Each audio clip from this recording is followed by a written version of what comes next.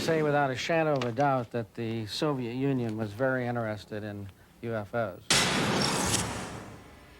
It would not be surprising if saucers had crashed in the Soviet Union. This is so far the best footage of an alleged crash UFO or a dead alien that I've seen so far.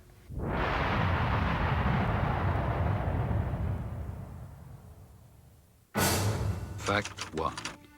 For over 5 decades, Western governments have been collecting information on UFOs in strict secrecy. Fact 2. So did their counterparts behind the Iron Curtain. Fact 3. Now that the Cold War is over, the truth is finally out. The notion that life from another world may have visited our own is an intriguing one. Many say that it is true, and that documentation exists to prove it, but that proof has been kept hidden from the public for over 50 years. With the end of the Cold War has come some intriguing, if not surprising, revelations. Western governments, apparently, have not been the only ones gathering information on UFOs in brutal secrecy. Hello, I'm Roger Moore. Join us now as we embark on an amazing journey of discovery, of international intrigue and possible interplanetary visitation. Join us as we search for the secret of the century.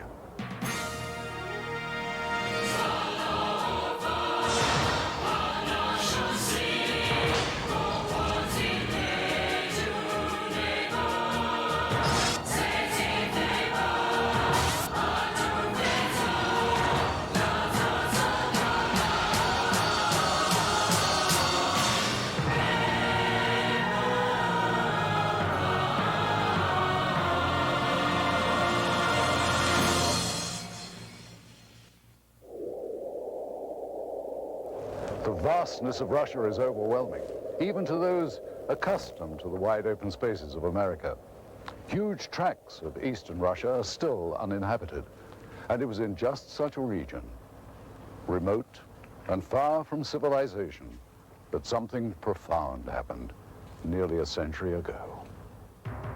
In the desolate Tunguska region of central Siberia in 1908, something fell from the sky and exploded on the side of a hill.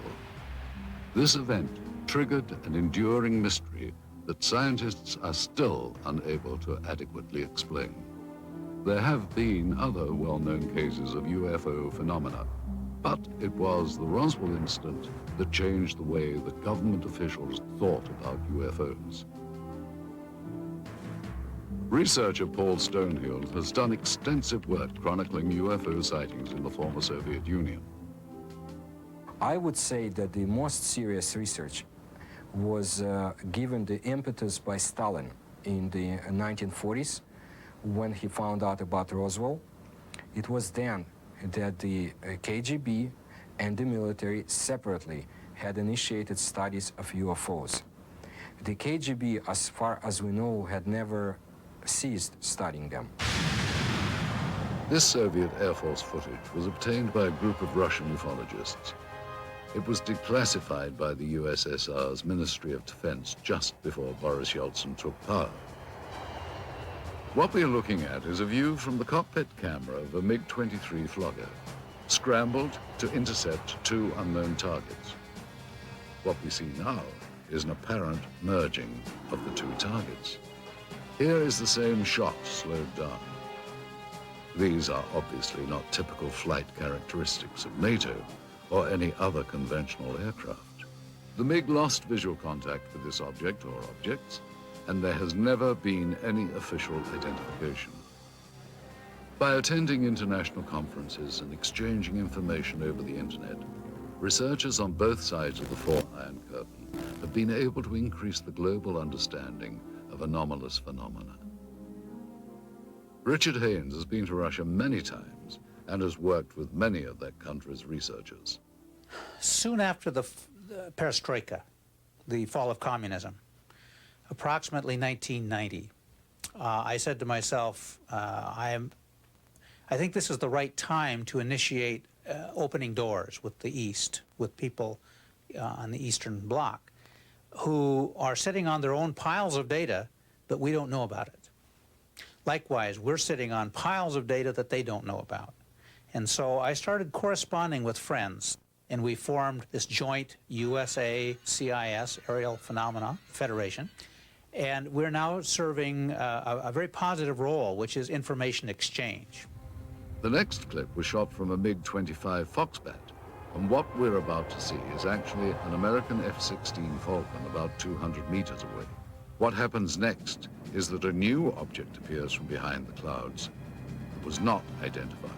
The new object suddenly descends and disappears into the clouds. Once again, here is the American plane at the same altitude as the MiG. And now here is the object as it appears behind the F-16. And here it emerges from behind the F-16, then goes down and enters the cloud bank. As with all accounts or potential evidence of UFO encounters, researchers attempt to authenticate and verify related facts as much as possible. In general, the more spectacular the report, the more important the verification. I was intelligence officer for the Soviet military for over 30 years. My son is a pilot in the Russian Air Force now.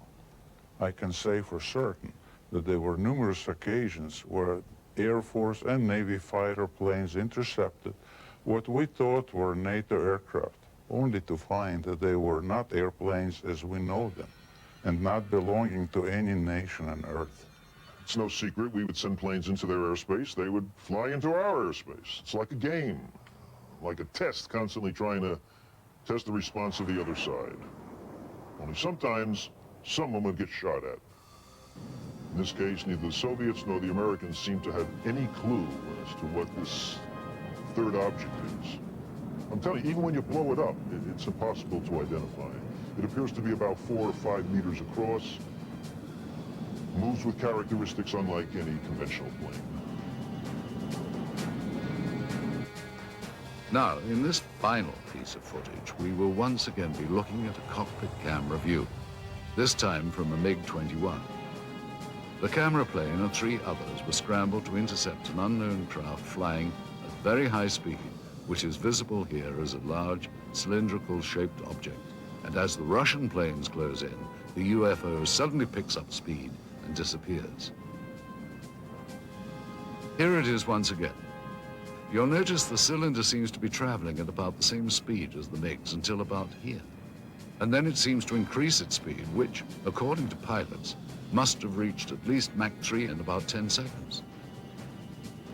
A lot of this footage was declassified after the Soviet military failed to identify the object seen here.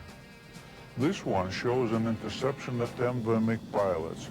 There were many cylindrical object interceptions that were reported and investigated. We were interested in the high-speed potential of these objects. The size of this one is estimated to be about twice the size of a MiG-21.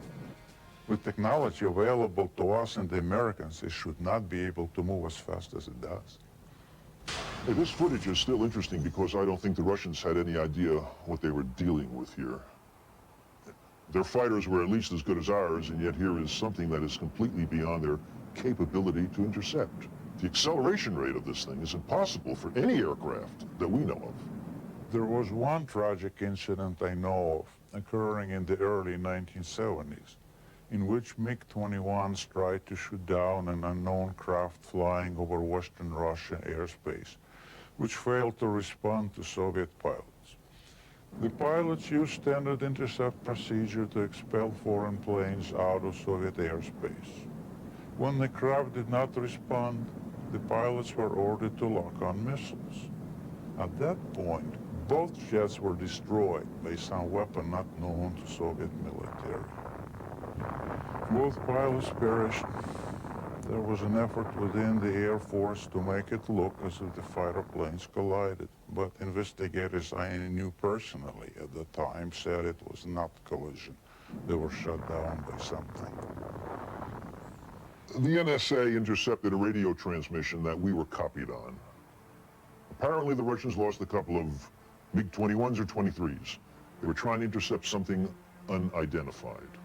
All I know is it wasn't one of ours. You know, our department received a number of stories like this involving the Soviet military and UFOs.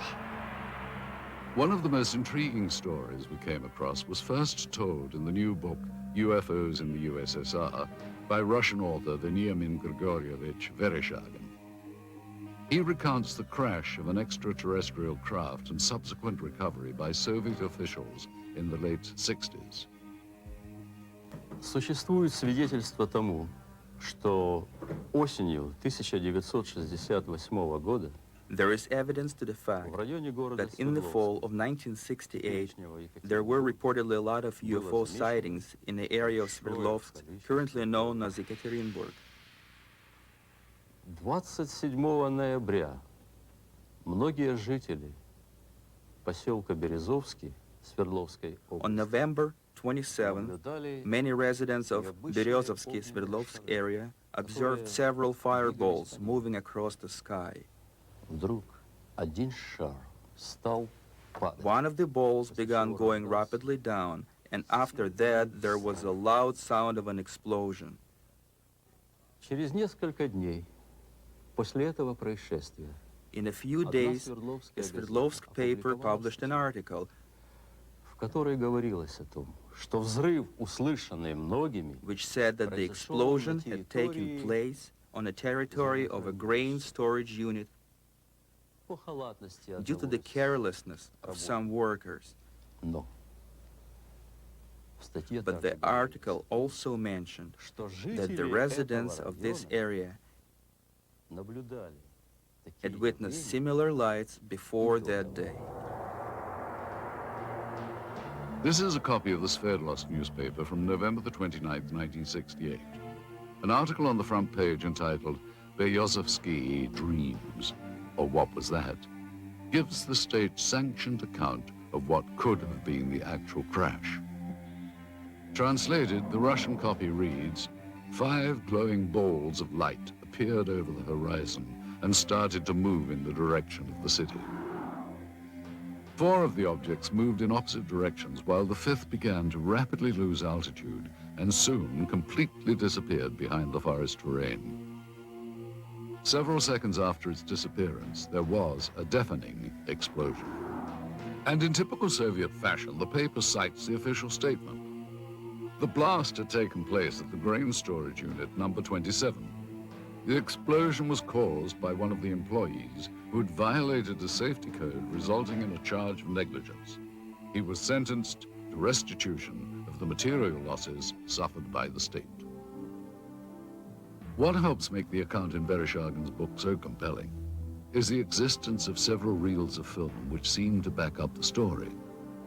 While rumors of such film first began circulating some years ago, it was not until Vereshchagin led us to the black market dealer in possession of these materials that we got our first look at what could be remarkable new evidence. If this film indeed corresponds with Vereshchagin's story, what we are looking at is the scene of the crash site in Berezovsky as viewed by a camera on top of a military truck. The focal point of this scene is here, and indeed appears to be a disc embedded in the ground. Here we see soldiers exiting the truck, led by a captain. The troops are met by another officer, this one a major, and then they join other soldiers and officers already on the scene. This footage is one of 4 reels of film acquired during our investigation. The 2 groups that have, without question, been exchanging information freely are the Russian and Western ufologists. It's with a sense of full cooperation that much of the formerly sensitive information has surfaced. At one end of the spectrum are simple UFO sightings which are often accompanied by film or video footage. At the other end are accounts of actual contact with alien beings for which most bona fide researchers retain a healthy dose of skepticism. Interestingly, many psychiatrists and psychologists have placed considerably more credence in stories of alien abduction than ufologists. Though no such encounters have been officially reported in the former Soviet Union, and in spite of efforts by the government to deny their existence, documented cases do exist. Typically, the abductee reports seeing a blinding white light, usually hovering high above. These abductees have reported under hypnosis that they feel compelled to approach the light, as if they are somehow being drawn towards it. Some have reported seeing doors to the crafts actually opening for them. As with their reaction to the light, they feel compelled to walk through. Most abductees have not been able to describe the interiors of these crafts, other than recalling swirling mist and bright lights. Most reported alien abductions include harrowing accounts of medical experiments. Subjects describe an examination room of some kind. Many have reported strange probe-like tools being used on them, and they recall the frightening sensation of being examined, though simultaneously being unable to do anything about it. Typically, the abductees will then find themselves back where they were when they first saw the light, having no recollection of what just happened.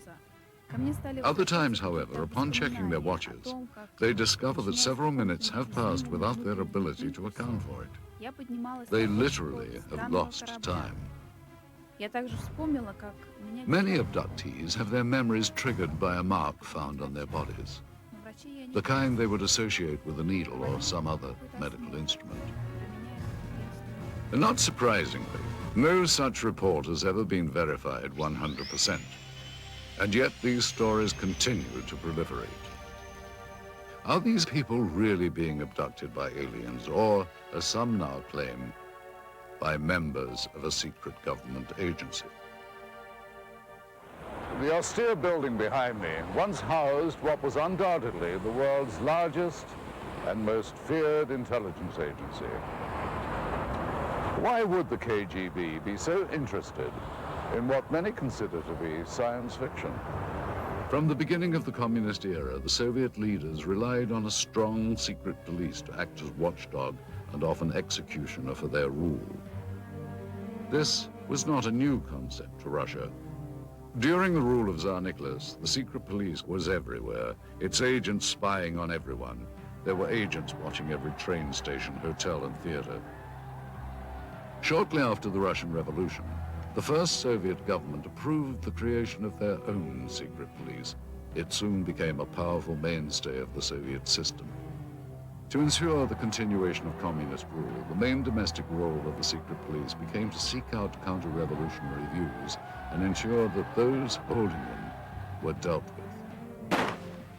After the death of Stalin in 1953, the secret police became known as the Committee for State Security, or KGB.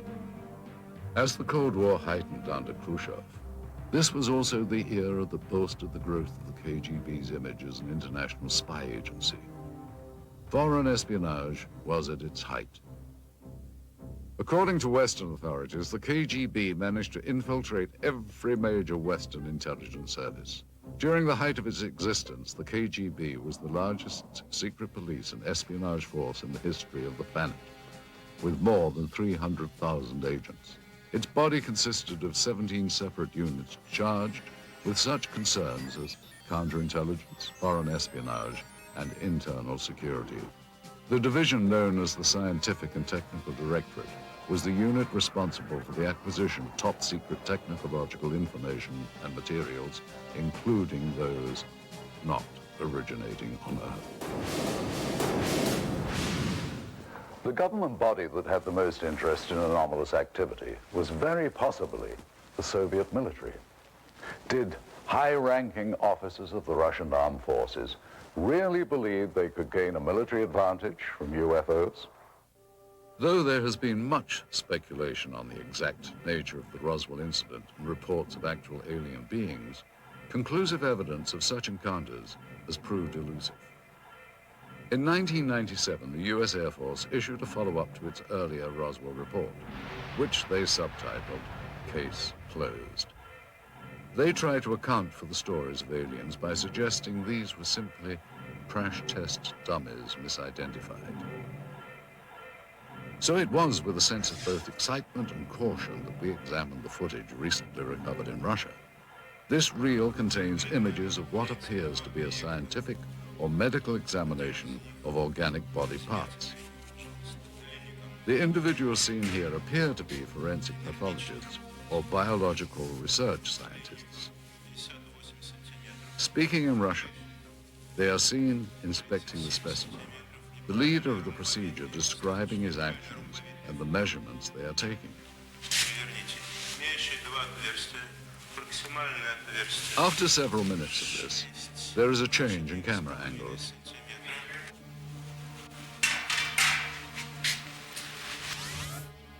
Now we see the specimen being more extensively examined.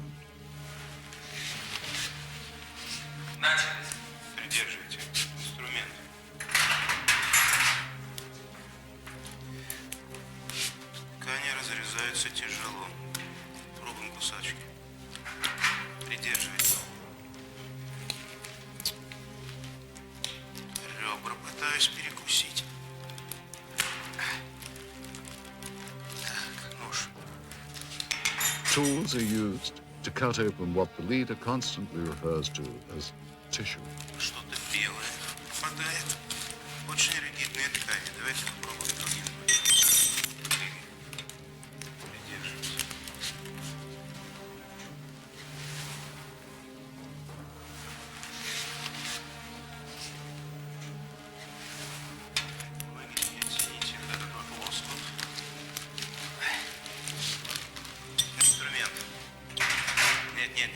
He also describes parts that are removed as resembling various organs.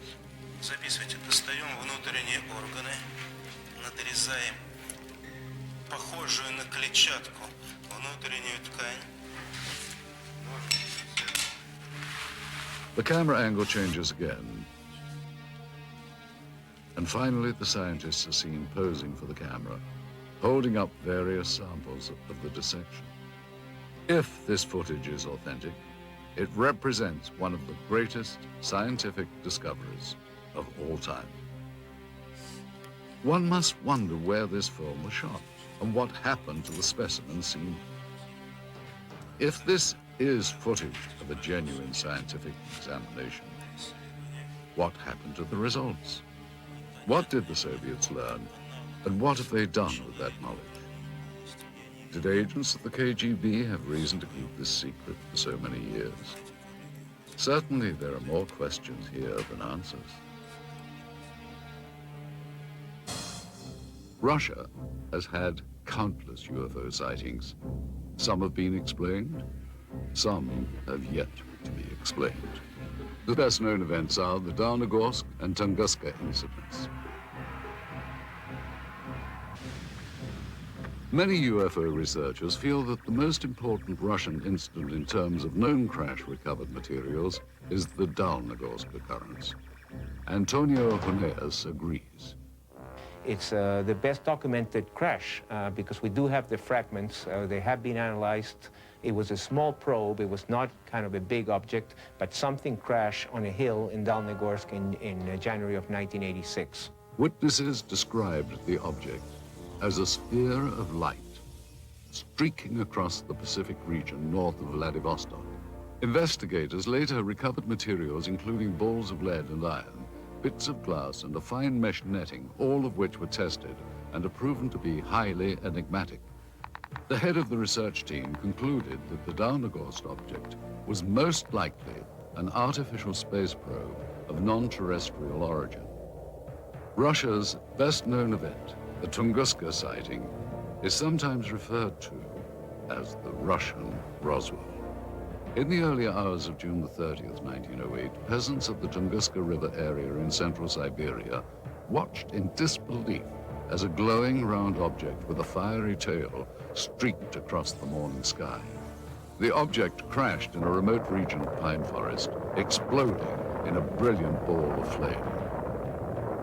Residual firestorms lasted for weeks and destroyed an additional 10,000 kilometers surrounding the crash point. Although the event preceded the atomic bombings of Hiroshima and Nagasaki by nearly 40 years, the aftermath of over Tunguska was frighteningly similar to that of the bombings in World War II. The result was the destruction of an area larger than that of Los Angeles or Moscow. Oddly, upon investigation some 20 years later, no impact crater of any kind could be found. Researchers have formed various opinions of what actually happened. The most common beliefs are that it was a meteorite fall, a ball of lightning, or an earthquake. Many have cited that none of these answers are possible and that the phenomenon was more likely the crash of an extraterrestrial craft. It has been speculated that the governments of many countries throughout the world have been gathering information regarding UFOs. Nuclear physicist Stanton Friedman agrees. There's no question that military and intelligence groups overseas are collecting data, whether it's in Brazil or Australia or in England. So the KGB has collected information. I've talked to people who've gone to the Soviet Union, who have obtained some of that information. I have met a Soviet cosmonaut and other researchers over there. There's no question they're interested. And again, the republics which used to constitute the Soviet Union cover a huge area. They too were monitoring the skies because they were afraid the United States was going to bomb them. So when you monitor the skies, you pick up UFOs, no question about it. During the communist reign, there was no official admission of Soviet interest in extraterrestrial activity. It has been only recently that this fact has been confirmed. The former secretary of the Commission on Anomalous Phenomena, Alexander Petyukov, confirmed that an official state-controlled body did exist. В рамках этой комиссии, когда в силу своей деятельности она начала планомерный сбор информации. During the Soviet era, we started to regularly collect information from the public and received more than 15,000 reports. The thing is that the commission was an official public organization. It had an official address. Today, the mindset in Russia is far different from what it was during the communist reign. Under communism, they were told that UFOs didn't exist, but just the fact that they were told they didn't exist made people believe that they did exist, because the government was also denying. They were saying there was no crime in Russia and accidents didn't happen, you know, I mean, that everything was censored and given this rosy picture, which of course people knew better. It was in a small house on a side street near the Academy of Medical Sciences. The British and American spies met with informants throughout the 60s and learned of one of the most bizarre plots in the world of intelligence. During my involvement for a period of at least 6 years, Soviet counterintelligence operatives played cat and mouse with Western agents in Moscow who were interested in our advanced technology programs. Some new weapons and propulsion systems were being developed, and the CIA was using any means to get information from anyone involved with the project. While I was in Moscow for a year and a half, I had 2 other agents and a guy from the British Secret Service. We routinely debriefed 2 Russian informants who worked for the Ministry of Defense. We would exchange hard currency for information on new military technology. Some of this technology was definitely related to UFOs. One way we often dealt with such incursions was to feed false information through double agents to give American and British bad leads. Well, we knew the Soviets were onto something after we started getting all kinds of smokescreen intelligence. That was a sure signal that they were hiding something. It was an indication that they had recovered something near Sverdlovsk. They were keeping it very secret. Senior research scientist Dr. Richard F. Haynes believes the Soviets had good reason to be interested in UFOs. It's my understanding that the Soviet military has had a continuing interest in UFO phenomena for very, very many years. And the reason being that their air traffic controllers, their radar sites, their military pilots had been reporting things, just as ours had, and they had no explanation for them. And so the first possible explanation would be that it's a foreign nation test or espionage or something like that of a military nature. And if you're in the military yourself, then you take that very seriously and you explore it. This film footage certainly seems to depict interest by Russian military personnel in the object that is seen sticking out of the ground. Soldiers, officers, and civilian-clothed agents are deployed around the site, and they appear to be both guarding and examining the object. This is what we found on one of the 4 reels of film obtained in Russia. After viewing the footage, we were able to determine that it was most likely shot with 2 separate cameras. One apparently a handheld camera, which starts out on the approaching truck, and a second one seen here on a tripod. As the soldiers march past, you can see the cameraman turn to follow the troops. Here we cut to the other angle, the point of view from the tripod camera.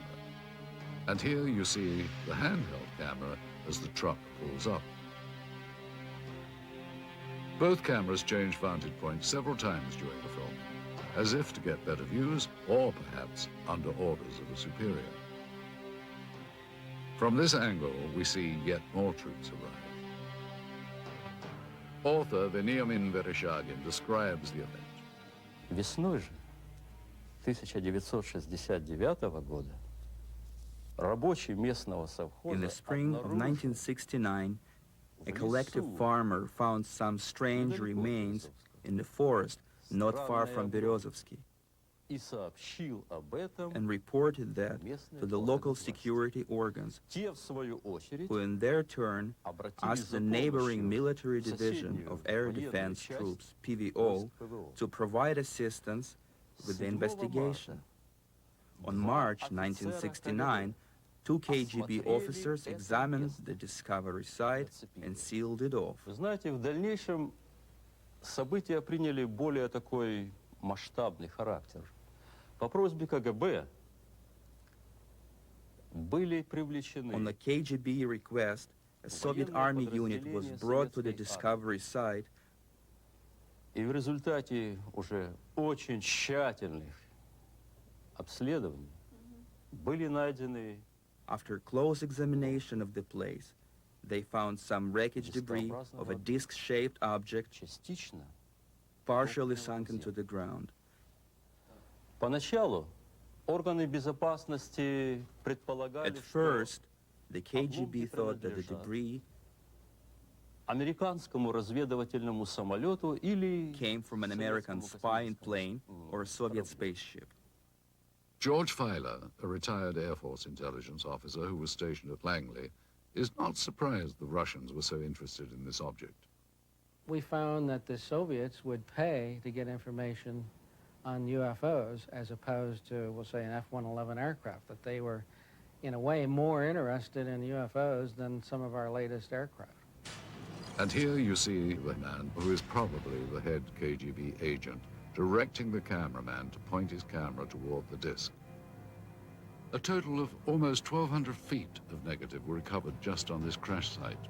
It is possible that more film was shot, but this is all that we were able to obtain. None of this film depicts the removal of the disc itself, and at no point do we see inside the object. From this angle, we do see the handheld camera shooting behind or inside the disc. However, that footage, if it was, in fact, ever shot, was not included in the cans of film we acquired. We can only speculate that it may still be at large. We must also speculate on how the object ended up here. Based on information from Vereshchagin's book and what we can see in this footage, we have created this computer-animated version of how researchers believe the crash may have occurred. The questions then become, where did this object come from and how did it come to crash here? And more importantly, what has happened to it since? With the change to a market economy here, many items never before available to Russians are finding their way to store shelves. Some point to this as evidence of a new prosperity. Others claim that this only fosters greed, not seen during the Soviet era. They say that everything is for sale in the new Russia, including state secrets and the spies who kept them. And I'm sure that this happened because I remember in 1991, 1992, there has been a lot of talk about the KGB files. It's quite possible that the files, some of the files, had been sold to the highest bidder. What is now modern-day Russia was once the core republic of the Soviet Union. Prior to its breakup in 1992, the USSR was the world's largest country, stretching from Eastern Europe into Asia. In addition, the USSR had direct control over the Eastern European countries of Romania, Bulgaria, Hungary, Czechoslovakia, Poland, and East Germany. The boundary of these countries was for years referred to as the Iron Curtain. For decades, its military power influenced events throughout the globe. The single most important event in Russian history was the Revolution of 1917. The Bolsheviks changed the country from a monarchy to the world's first communist state. In the late 1920s, Joseph Stalin transformed the country even more by regimenting every aspect of daily life, and still managed to brutally stomp out his opposition. While the USSR was allied with the West during World War II, the years after the war ushered in an era of mistrust that came to be known as the Cold War. This new relationship chilled ever further in August of 1949, when the Soviets exploded their first atomic weapon. The Western powers, including the United States, viewed the USSR as the world's greatest threat. In its ongoing competition with the West, Russia's greatest victory occurred in 1957 under the leadership of Nikita Khrushchev. It was the beginning of the space age. As the first nation into space, it's not surprising that in the years to follow, the Soviets would become increasingly curious about extraterrestrial life existing in our galaxy. Despite their early victory in the space race, back at home, the standard of living in the country's lacking economy weighed heavy on the minds of the Soviet citizens. Under Soviet President Mikhail Gorbachev in the 1980s, the terms glasnost and perestroika came to represent a period of humanist reform. The first truly democratic elections in Russia's history occurred in 1991. After 70 years of Soviet rule, the USSR was dissolved. A new market economy has emerged along with more freedom for the people. While there are some who yearn for a return to communism, most citizens feel that the new Russian democracy has been a vast improvement to their daily lives. But with these positive changes come problems. In a recent news survey in Russia, citizens were asked the question, who controls Russia today? An astounding 23% responded the mafia. Renowned Russian writer and Nobel laureate Alexander Solzhenitsyn wrote, Russia's economic chaos is the result of nearly criminal reforms that have created a new class of mafia capitalists. The word mafia refers to the new system of organized crime in Russia involving countless government officials, businessmen, and organizations controlled by criminal groups. Resistance to extortion attempts has resulted in violence. Kidnappings, assassinations, attacks on family members, or harsh persecution by corrupt government officials have been documented. Dozens of bankers were kidnapped and assassinated by the mafia in the first few years of Russia's independence, when organized crime was taking control over the country's financial system. Having eliminated its rivals in such a brutal manner, the Russian mafia is now in a position of great power. What the future holds for the Russian Republic is uncertain. What is certain is that in the next Russian elections in the year 2000, the interests of big business and those with money will be well represented, and undoubtedly so will organized crime. Mafiocracy, as it has been called, might become the totalitarianism of the new millennium. With the collapse of the Soviet Union, many changes have come to Moscow and the rest of Russia. Gone is communism and the strict controls that once governed daily life here. Please understand, Russia has always been a secret society. Just recently, we found out that the secret police had kept records on UFO phenomena, and some of them had been released only recently. Some, not all, coming to light now. Case in point, the intriguing film footage we had acquired. Proof, some say, of alien visitation. Being that this material is of such sensational nature, we had many questions regarding its history. Little information was provided us by the black market dealer from whom the film was purchased. It is likely that such materials were kept stored in a holding facility, a vault located beneath KGB headquarters perhaps, reserved only for those with the highest level of security clearance. Kept safe in underground storage for decades, the film was probably only handled by a select few who would have known of its existence. After the collapse of the Soviet system, there was a transitional period marked by confusion. Accountability to the old regime dwindled, and closely guarded property lay vulnerable to the changes sweeping through the crumbling Union. Those with connections under the old regime found themselves perfectly positioned to exploit the situation. There was a lot of chaos when the Soviet Union, disintegrated. In my opinion, at that time, it was very easy for an, agent with brains to get his hands on such files and sell them here. So it would be conceivable that documentation might be obtainable through similar sources to provide authentication of the film. Though most leads proved to be ultimately unproductive, we found that with perseverance, money, and a bit of luck, it is possible to acquire classified Soviet documents. Using a hidden camera, we recorded numerous meetings over a period of months in which we attempted to obtain relevant materials. This transaction between one of our Moscow contacts, an interpreter, and a local black market dealer proved to be one of the more successful ventures. The location of this meeting is a textile factory in the Sokolniki district of Moscow. This office is that of the Russian entrepreneur who owns the plant and is used for both legitimate and illegal business.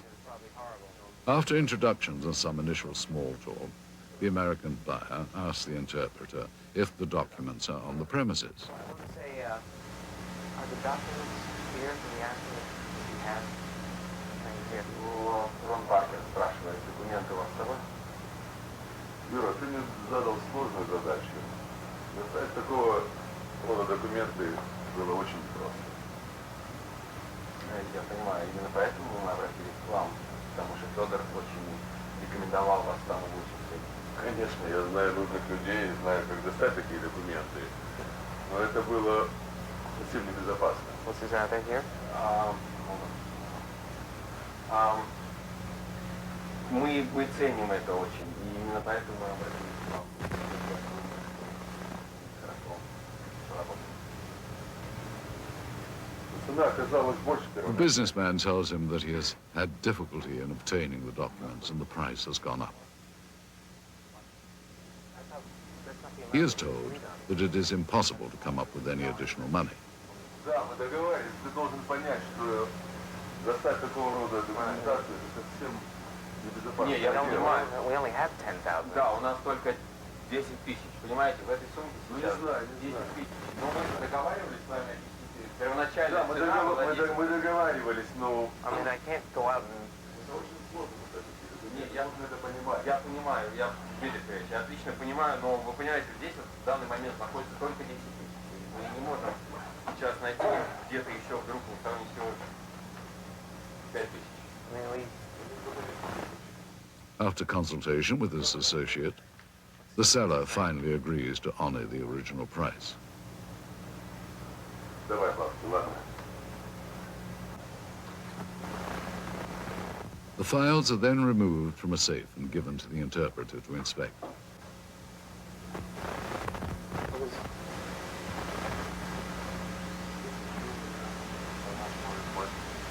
This is KGB?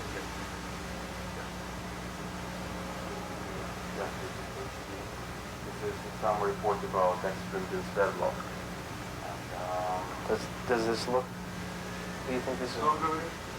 Is it Он real? просто хочет убедиться, что документы подлинные. Конечно, official KGB.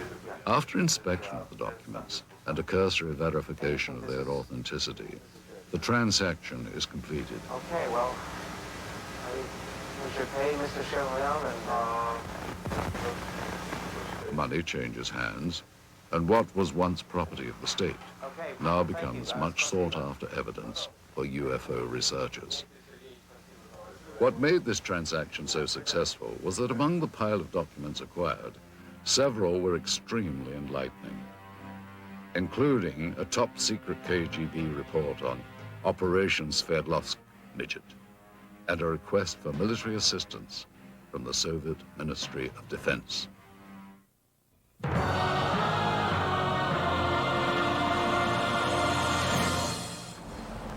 While the ability of Western governments to keep secrets is hotly debated, one thing seems certain. Behind the Iron Curtain, secrecy was standard operating procedure. Here, under the Soviets, freedom of the press and government accountability to the public were virtually non-existent. Many believe that the American government has had more than a casual interest in the possibility of extraterrestrial presence since early in the 20th century. Certainly since reports of flying discs in Roswell, New Mexico in the late 1940s, U.S. Defense Department and intelligence community involvement in the investigation of UFOs has been documented. Aside from the former Project Blue Book and 2 recent Air Force reports attempting to close the case on Roswell, there has been little made public by the government regarding its interest in UFOs. One organization that apparently did study UFOs was the Central Intelligence Agency. Since the Cold War era, it has been alleged that the CIA has actively sought after, on a priority level, the acquisition of any Soviet information that relates to alien contact and technology. One person who confirms such allegations is this man. An agent with the CIA for 6 years, his area of expertise was Russian interest in anomalous activity. Though now employed in the private sector as a security analyst, he has asked not to be identified due to the sensitive nature of both his former status and his current position. I joined the CIA in 1989, straight out of college. My mission was to monitor and infiltrate the Special Sciences Section of the KGB, a unit of Directorate T, which was a division of the first Chief Directorate. Special Sciences Section's goal was to obtain, analyze, interpret, and exploit any extraterrestrial knowledge. The Special Sciences Section was extremely interested in a number of reported UFO crashes over the former Soviet Union and the Eastern Bloc countries. From the intelligence that our unit was able to obtain, they had recovered at least one portion of a former crash site over the Soviet Union. This former agent was able to confirm interest not only in the 1968 crash near Berezovsky, but in other Soviet attempts to recover UFO documentation and technology. Ever since Stalin had been in control of the Soviet Union, especially in the post-World War II years, he was determined that if there were any technological gains to be made from extraterrestrial technology, that the Soviet Union would be the sole possessor and sole beneficiary of those technologies. Due to the change of power in the former Soviet Union, many believe that much of the formerly unattainable information from the Cold War era may now be in the hands of the US and British intelligence agencies. Since the early days of the space race, the US and Russia made many independent breakthroughs. However, some of the new discoveries on both sides were undoubtedly obtained through old-fashioned spying and subsequent reverse engineering. Since the dawn of modern civilization, obtaining a rival's technology and adapting it to one's own uses have been the cornerstones of military and industrial espionage. This practice of dismantling another's hardware, discovering its secrets, and adapting it has become known as reverse engineering. Since the infamous Roswell incident in 1947, it has been purported that the source of much modern US military technology has been not of this earth.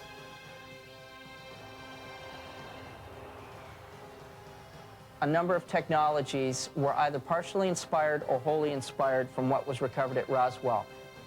It's amazing that when you look at the profiles from both the sides and from dead on, how close to stealth technology and spy plane designs that the Roswell ship resembles. We firmly believe that she is the design Rosetta Stone and the holy grail for aerospace design technology. According to witnesses and UFO researchers, debris supposedly collected from the site indicated a technology superior to any existing on Earth during the post-war years.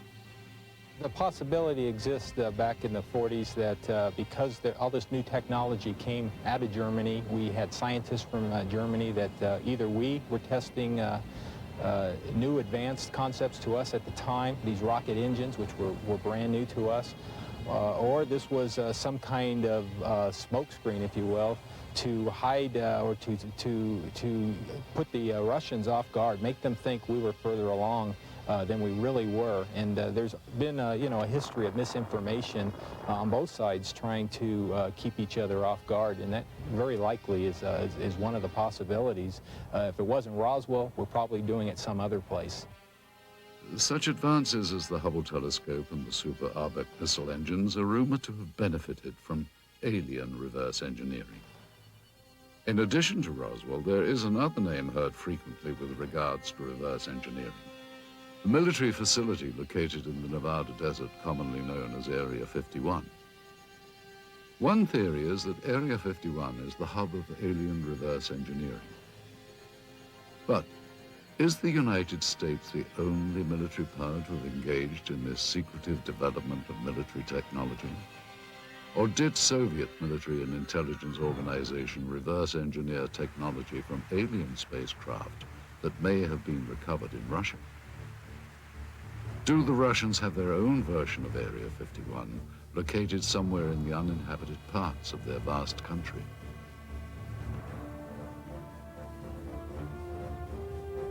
Did the KGB, in addition to their agenda of maintaining the hard and fast rules of the communist regime, add to their duties the manipulation of alien technology for the advancement of Soviet power? Thus far, of all documented UFO sightings that have taken place within the former Soviet Union, not one was publicly acknowledged by the KGB. While reverse engineering remains a common practice throughout the world, not only in the military, but industry as well, the question as to whether or not it has ever been used to obtain alien technology remains unanswered. If the Russians had in fact recovered an extraterrestrial vehicle, as they seem to be doing in this footage, they no doubt would have wanted to benefit from its technology. We invited ufologist Stanton Friedman to view the recovered footage and to give us his input. It would not be surprising if saucers had crashed in the Soviet Union, and if somebody had monitored this on radar from whenever. Satellites, we had satellites, they had satellites at that time, or just a report from a local person. And the kicker is, the fact that you get troops out there and a cameraman doesn't necessarily mean it's a flying saucer. We need to be a little cautious about jumping to conclusions.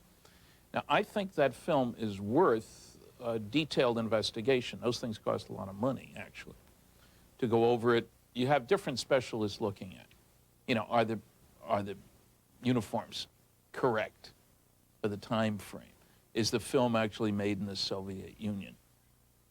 We asked Russian film expert Sergei Goncharov to examine the film for its authenticity. He first explained the background of the film cans. And this is the name of the factory that manufactures the motion picture film in the city of Pereslavl. This is the type of film type A2, which is the emulsion. After Sergei examined the cans, he felt that they were authentic and consistent with the area and time period from which they had allegedly come. Now that we've looked at the cans, the next thing to do was to actually find out if the film itself had any markings on it.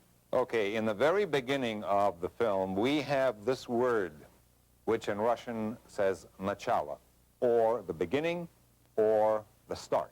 Now, the next bit of information are these two items, M-A-R-T, Mart, which is the month of March, 1969, letter G for year.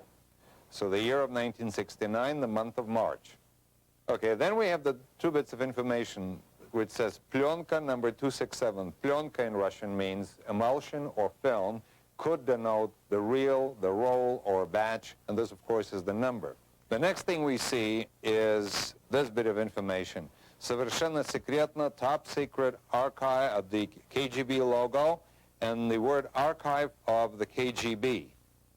Finally, Sergei Goncharov compared the markings on the film itself to what was printed on the cans.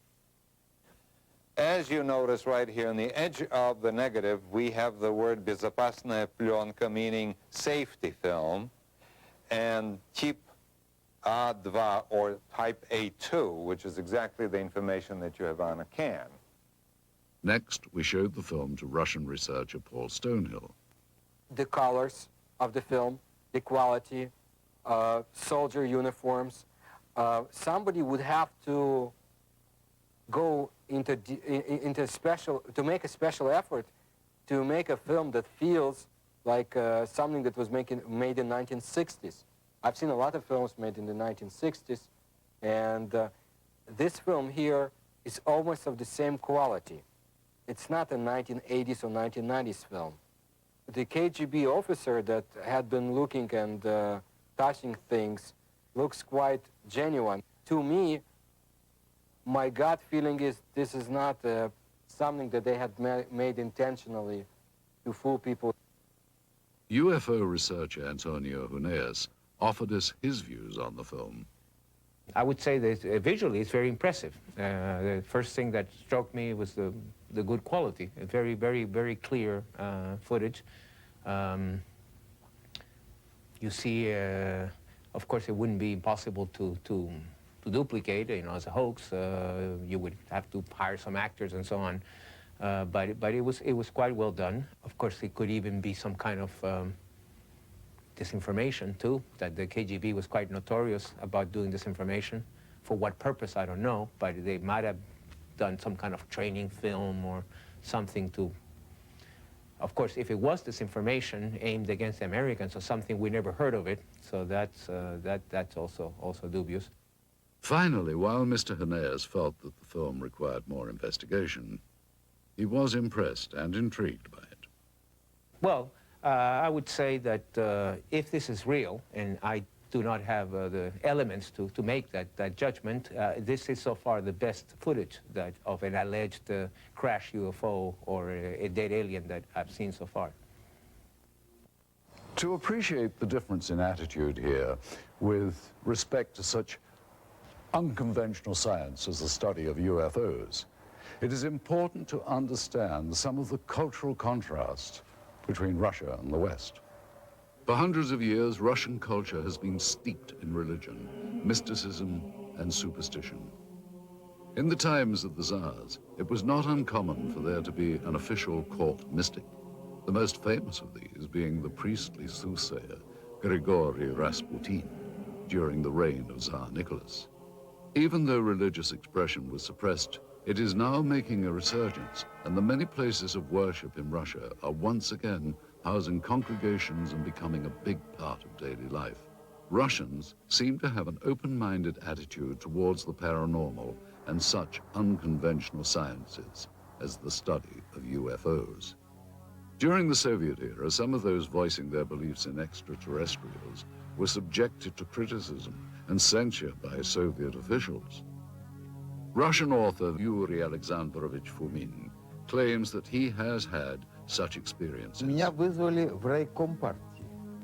I was summoned to the regional party committee and asked to deliver a lecture on UFOs for the employees of various scientific research institutions. I agreed. After that lecture, the head of the regional party committee suggested that everyone present should take a stand and subject my lecture to criticism. But that didn't happen. All the people who listened to my lecture would say, "This is sort of interesting. This needs to be studied and examined." And then the head of the party committee said, "You're here to express your agreement with the official reaction to this kind of lectures. And you instead are trying to make sense out of the facts." While the communists said they weren't interested in UFOs, many around the world were. Some claim that sightings date back hundreds, if not thousands of years. Much like their American counterparts, many modern Russian citizens are very open to the possibility of the unusual. Many people become victims of tabloids, like Americans today. However, so much information had been collected, and people read about it in underground magazines, have heard about it, that they believe in the extraterrestrial explanation of UFOs, not so much time travel, but as the extraterrestrial. And people in Russia also are more cynical than the Americans in their approach to information, simply because everything was a lie. Both Americans and Russians believe they have been lied to by their government about many things, including extraterrestrial research. When Russian researchers headed by former Soviet naval officer Vladimir Shasha petitioned the Soviet government for official records regarding UFOs, they too were met with a lack of cooperation.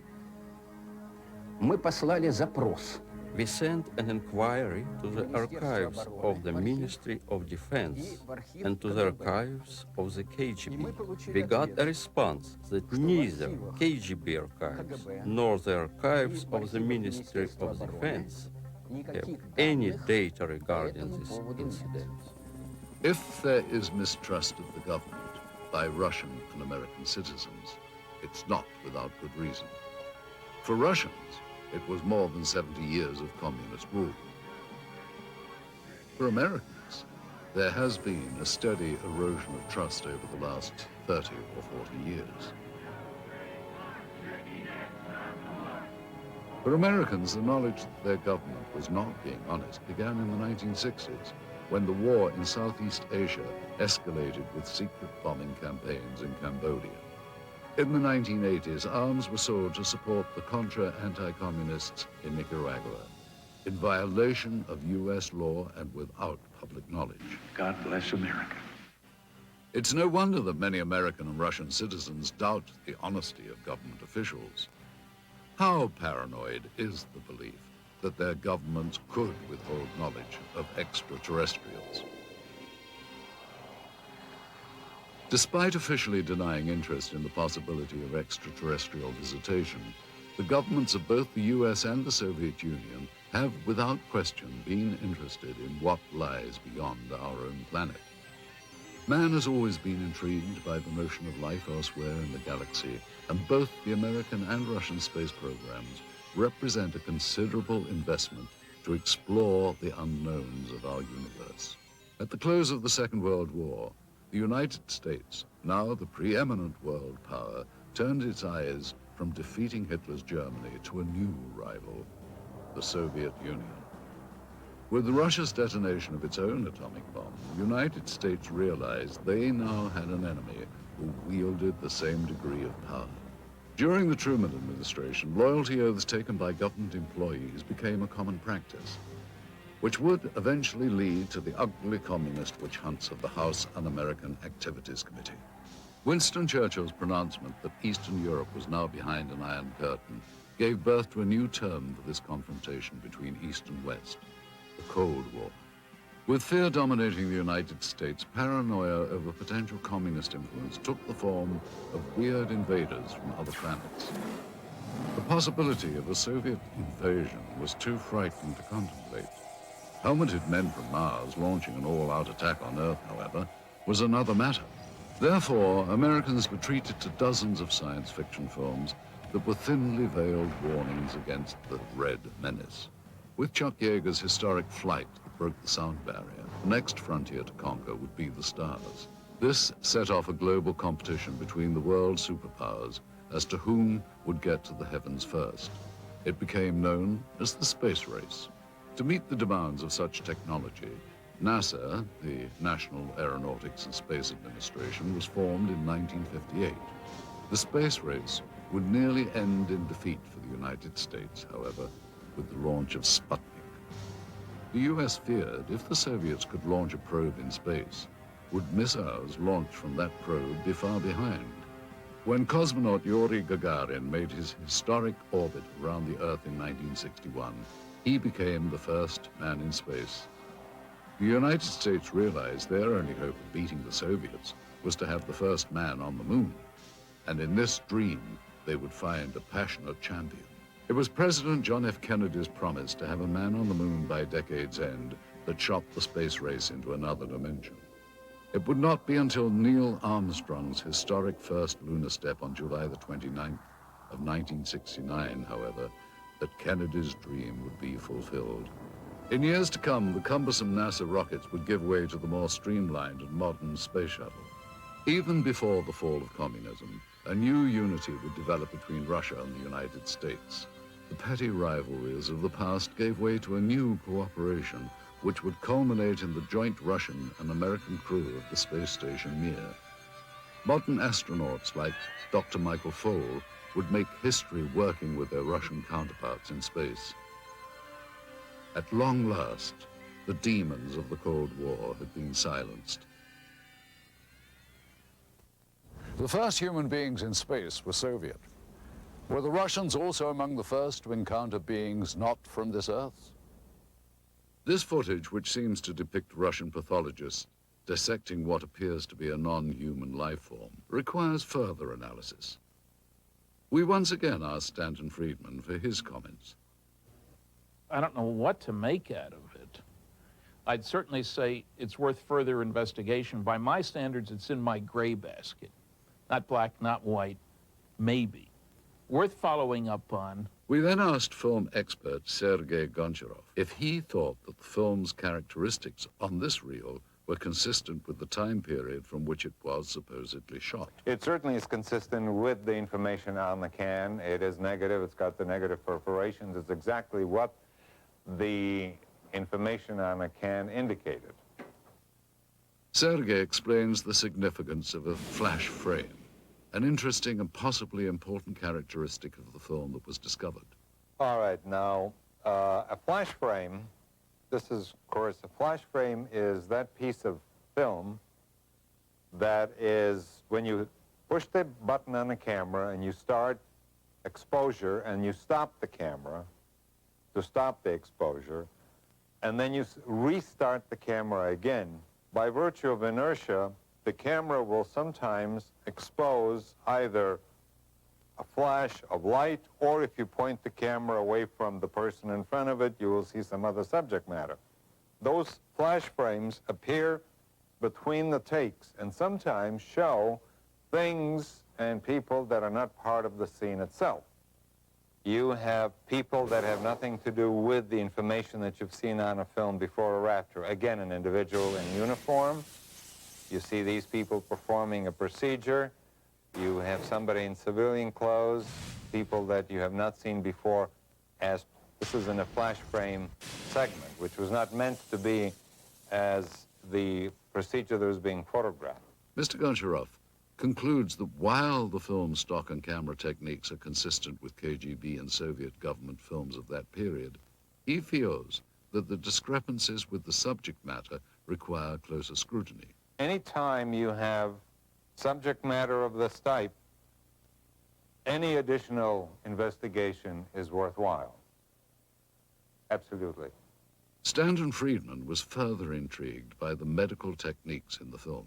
I don't know what to make of these guys with what seem to be medical instruments, certainly in a medical facility, judging by the stuff on the wall. And it's interesting that you can see their faces, which is interesting from two different directions. You can tell their identity if you could find people that look like that. And they're apparently not afraid of contamination, ingesting anything toxic. Now, that could be that they'd already gone through this routine and somebody had said, hey, there's nothing bad here. We then showed the film to Dr. Annette Ryan, a former lieutenant colonel with the Army Institute of Pathology. The first thing that I notice is the way the doctors are dressed. They're dressed in these pristine white lab coats, and I think it would be more common for them to be dressed in scrubs or even butcher aprons, unless, of course, they know that they're being filmed and they want to look good. They also look very young. but that is consistent with forensic examinations, and that's because senior medical staff usually don't get involved in this type of procedure. I also noticed that they're wearing rubber gloves, but they're not wearing any other protective gear. They're not wearing goggles, they're not wearing masks, they're certainly not wearing any biohazard suits. I would assume that's because they're not concerned with contamination. And this, of course, is typical of Russian-Soviet medicine. I mean, when we think of Chernobyl, just remember back that there was a terrible lapse in any type of protection. It certainly would not happen in the United States. I mean, it would be unheard of. Next, Dr. Ryan commented on some of the specific medical procedures. All right, what's happening here is that they're using dissecting scissors to open up the sternum, which is a common procedure at that time. He's using the proper tool. The way they're holding and using the various tools looks correct, which indicates to me these people know what they're doing.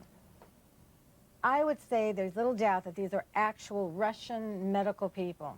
Now, if you look closely at this procedure here, which is repeated several times in this footage, what they're doing is removing a piece of material.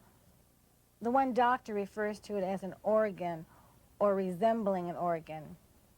Then the diener snips off a small sample which is placed in a specimen jar for later analysis. Well, that's exactly what would be done in a forensic case or in the case of scientific research, for instance, if some new species had been discovered.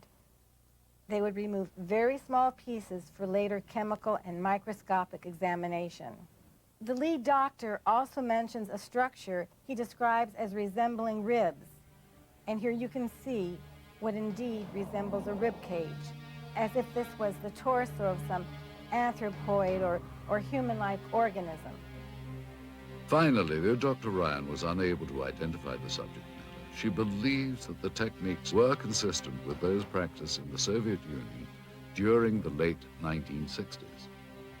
We have little information about the specimen seen here, other than the pathologist's description and the KGB codename Sverdlovsk midget. We wondered, though, how such a being might appear had it been recovered intact. Using only the images recorded on this film and the scant data available, technicians have constructed this 3D computer-generated model. Thus, with a bit of imagination and some forensic speculation, we have recreated what may have been the Soviets' possession of an actual being from another world.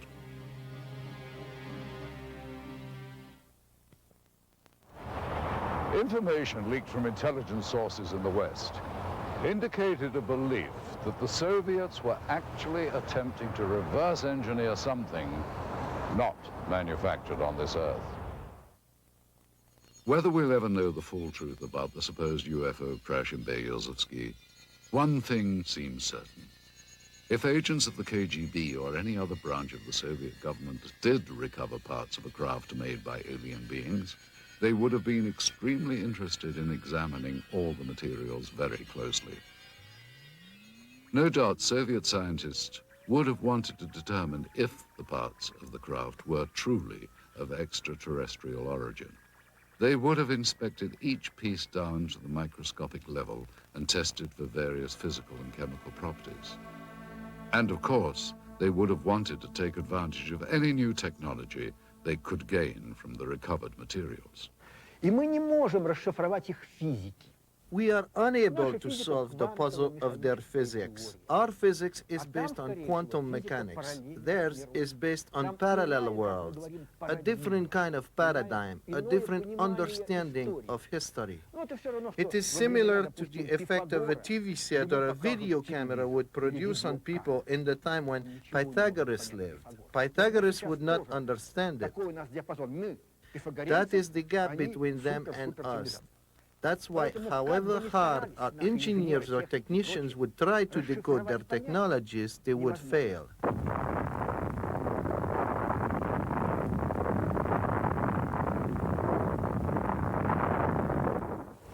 Back in the West, not only did the military consider UFOs a serious subject, but the Soviets' interest in them as well.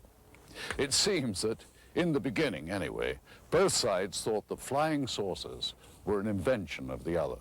And that fueled a decades-long campaign of espionage and counter-espionage.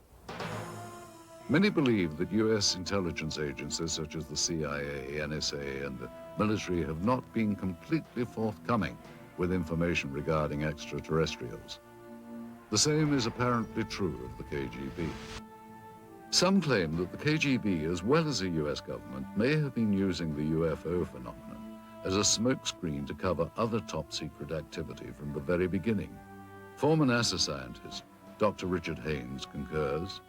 Well, all I can say is that there are verified documents from Stalin's time that showed he had an intense interest in Roswell, what was going on in Roswell, New Mexico in about mid-40s. Well, that makes very good sense from the standpoint that that's where our atomic bomb group was, the 509th Bomb Group, from which Hiroshima and Nagasaki events happened, ultimately. It's where the pilots trained. So it's understandable that Moscow would be very interested in this subject from that standpoint.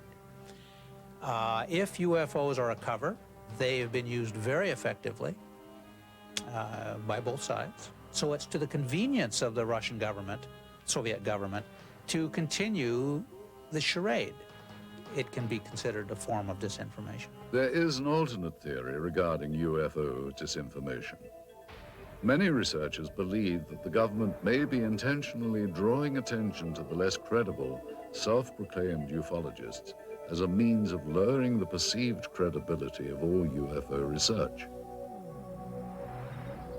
Alien abductees and conspiracy theorists are most often the least believable, and at the same time, the most visible. Russian rock and roll singer Natalia Medvedeva claims to have known several people that have had contact with aliens. One guy died, another got paralyzed, the third one became a heroin addict and could not overcome it. Sergei Borisovich Proskuryakov is a Russian researcher who has studied anomalous phenomenon and pyramidal constructions. His beliefs may also seem unconventional. When I lived in Minsk, a KGB officer came to see me.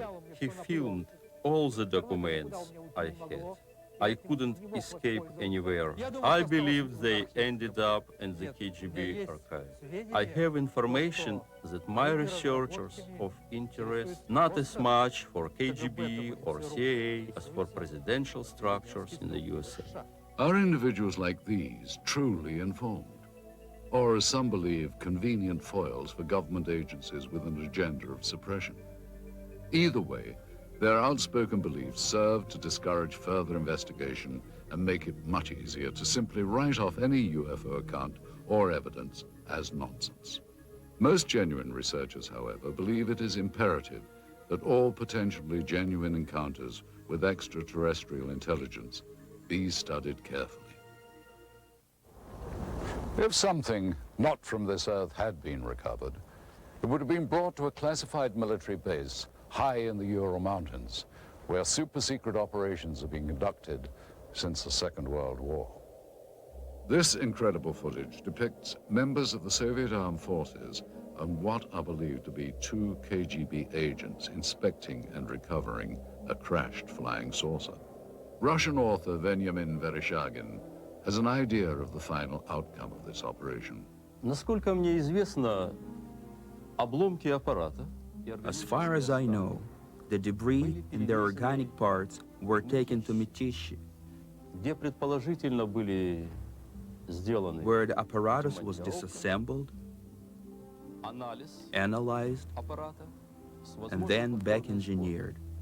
Неизвестно, что произошло с органическими остатками. As for organic parts, но я имею сведения о том, что они были перевезены в дальнейшем. I heard they were taken to Moscow. What happened afterwards, I don't really know.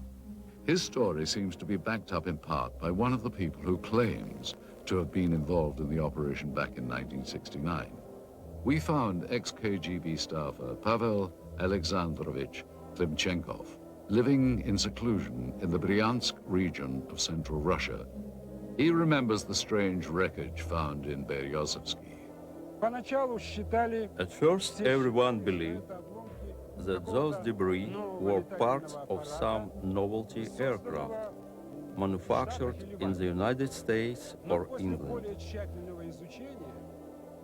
But having done some measuring and material analysis, we came to the conclusion that none of the domestic or foreign manufacturers known to us could have produced this apparatus, at least not in the conditions existing on this planet.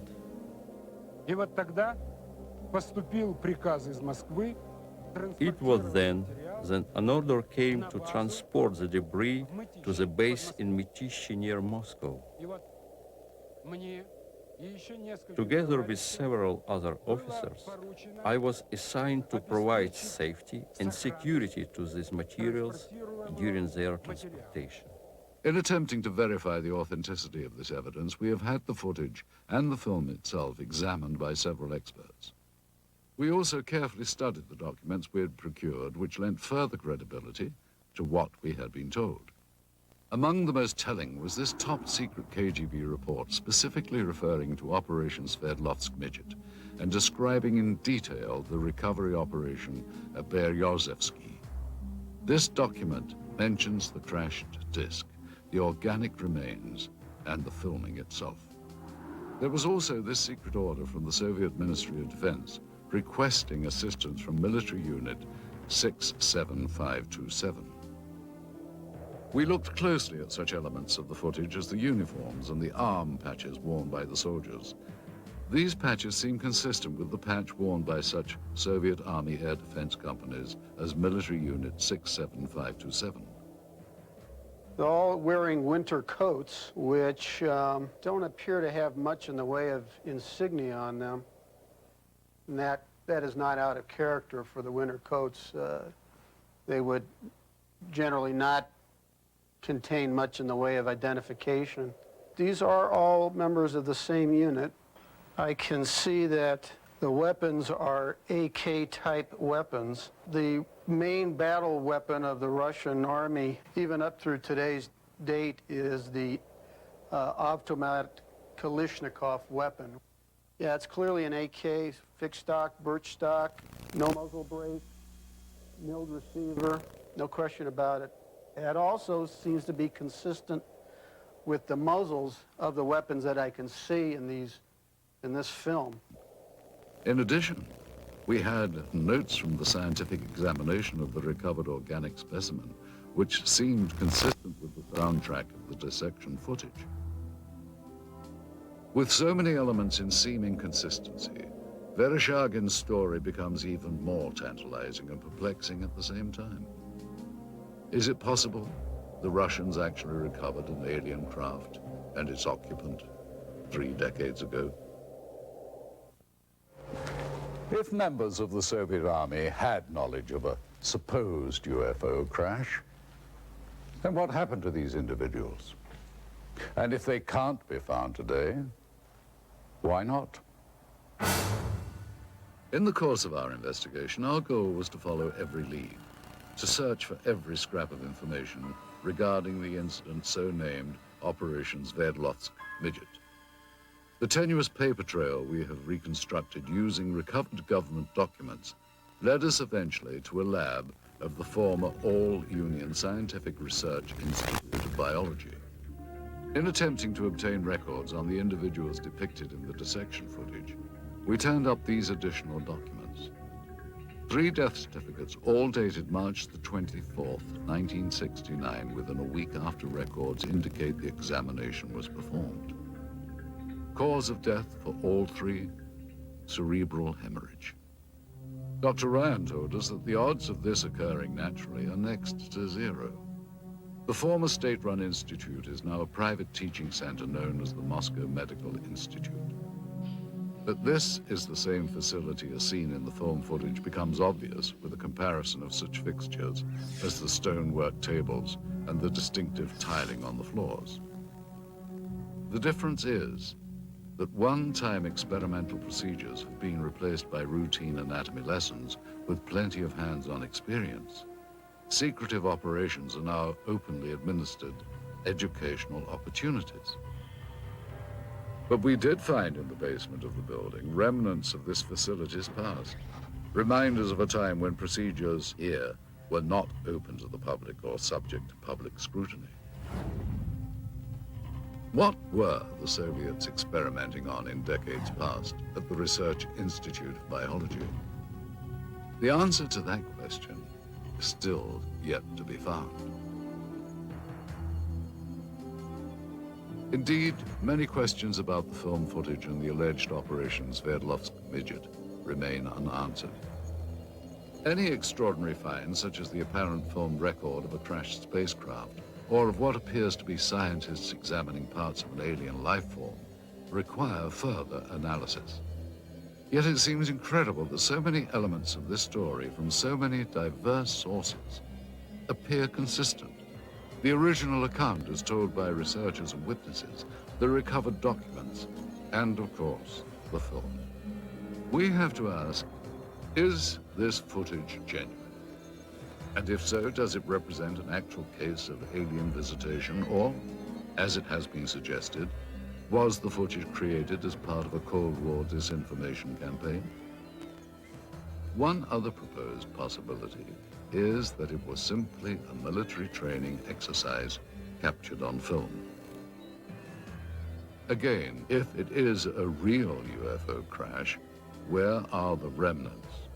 And what happened to the body of the alien being?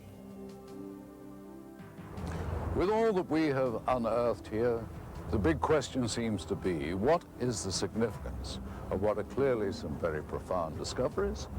And will we ever know the full story?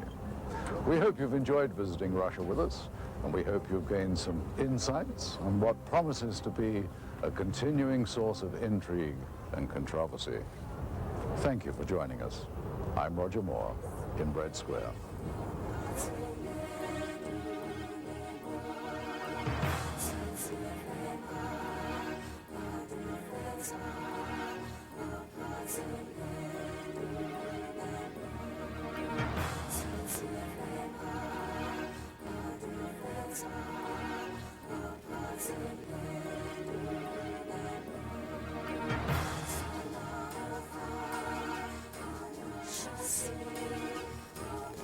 Thank you.